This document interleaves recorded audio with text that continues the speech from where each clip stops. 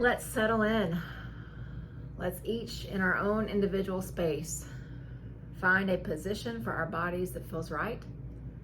Let's allow our eyes just to either gently close or cast them down toward the ground. Again, whatever feels right.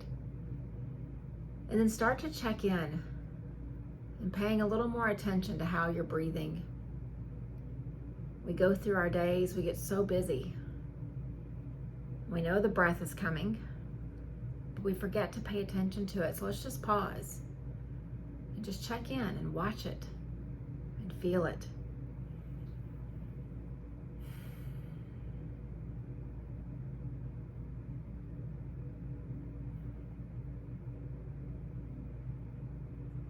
And as you're noticing that breath, each of us on our own, let's join ourselves together, even across these airways, and collectively take a few breaths together. So from deep in your belly, take a nice slow breath in. And then exhale, let it go. From deep in the belly, slow breath in. Exhale, let it go. One more together, in and out. And then just continue your rhythm. But just know this small act of collectively breathing, collectively joining our breath in unity with the same purpose of showing up, of reconnecting to the present moment and knowing there are others out there doing it right alongside us.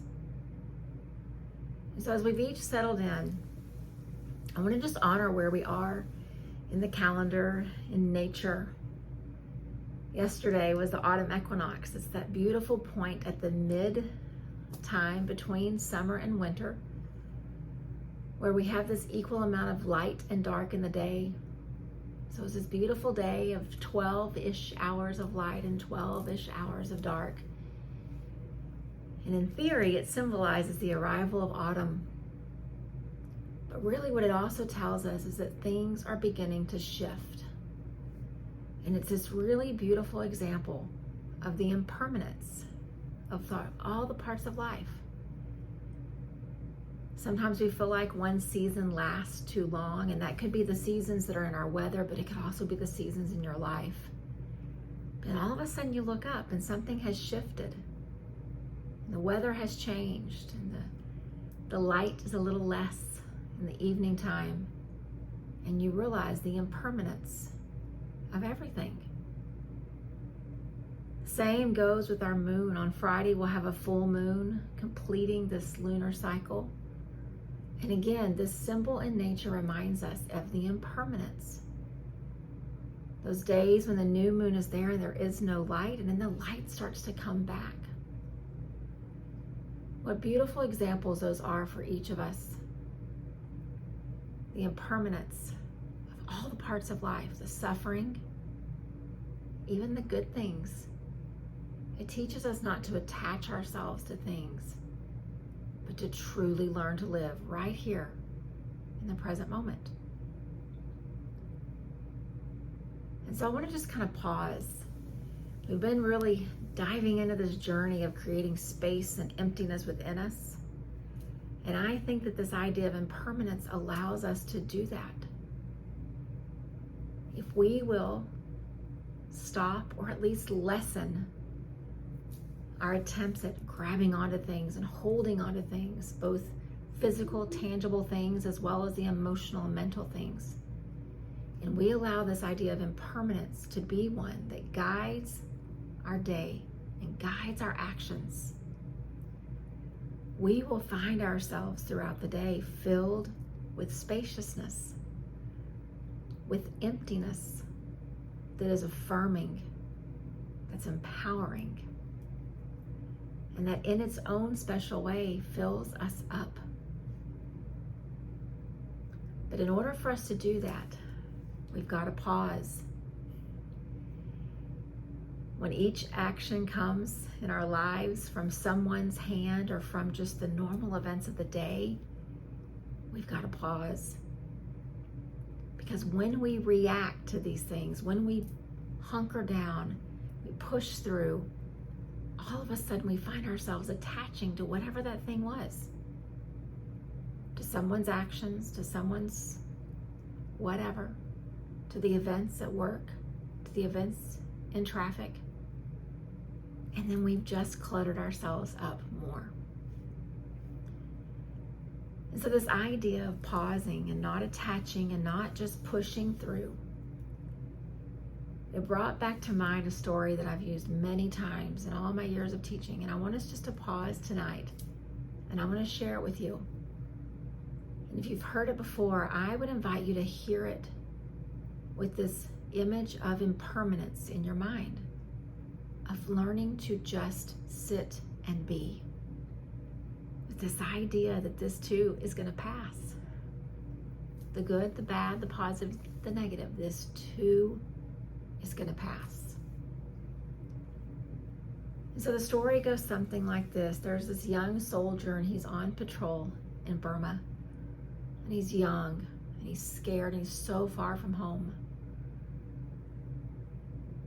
And all of a sudden, his patrol realizes that they are surrounded. The Japanese troops have just surrounded their little young patrol, and they realize there's no way out. And so each of these young men prepares themselves to push through, to fight, many of them realizing they'll be fighting toward their death. But they have a very wise leader.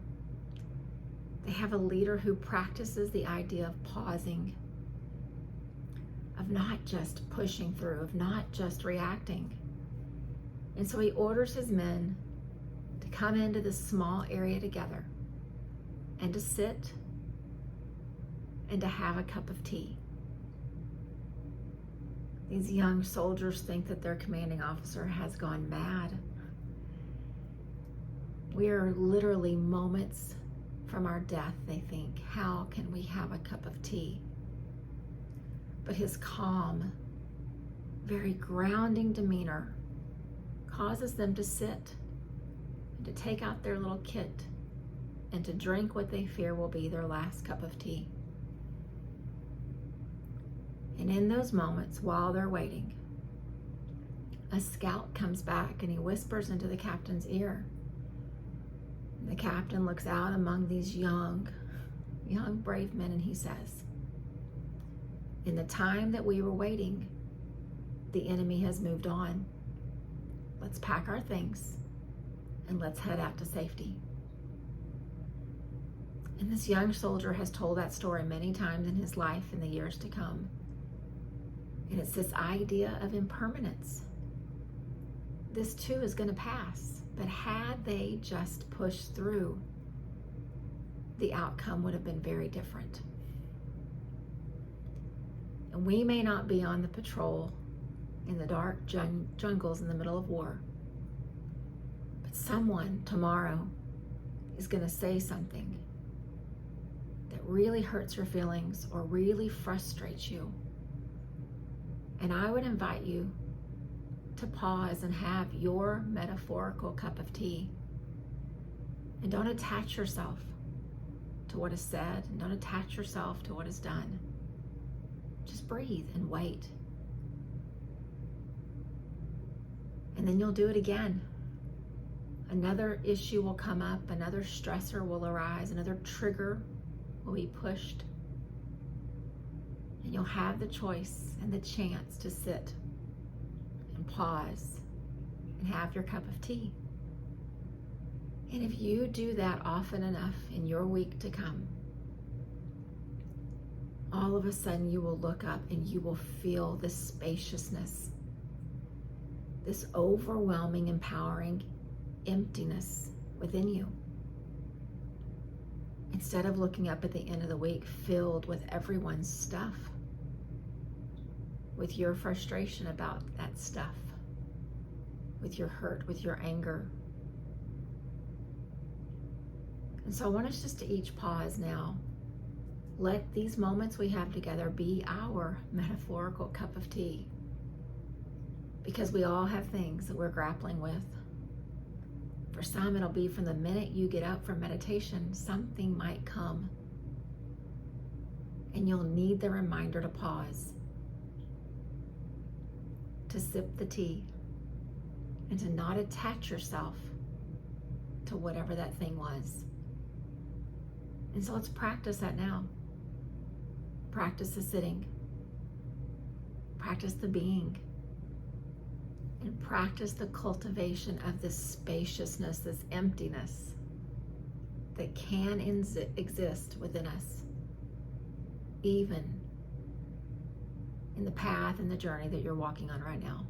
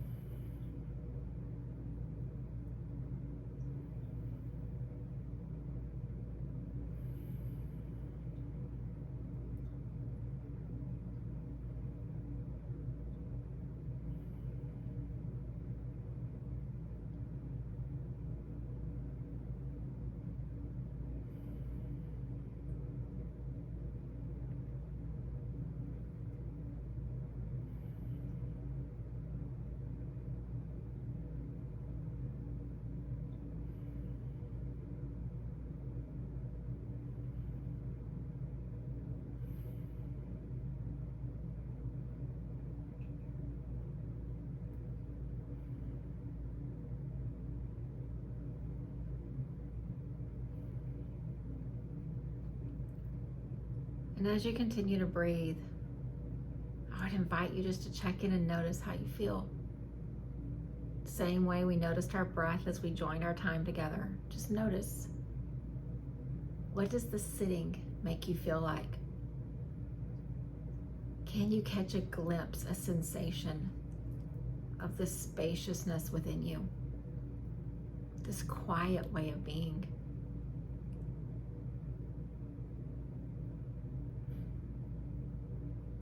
I would encourage each of us as we go through our day and we go through our week.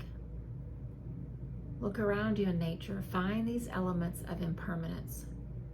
Find the flower that is blooming in that moment and enjoy it then. And then a few days later, when maybe the flower has begun to wilt and it's no longer there, you'll notice something else on that day. Rather than being attached and frustrated that all of a sudden the flower isn't as beautiful as it was. This truly is the best way to live this present moment existence of enjoying every moment that we've been given. When you look up at the moon and it's getting more and more full each night, enjoy it in that moment. But then don't get frustrated on the day after when the light begins to leave. And when you can start to do that on a regular basis, the emptiness will be one of the most empowering things you've ever experienced. We have to cultivate it. We have to practice it. We have to remember to pause and pour a cup of tea and just wait.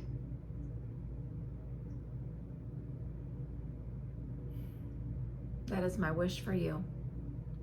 My wish for myself, a reminder in the moments to come, just sit and have a cup of tea. Namaste.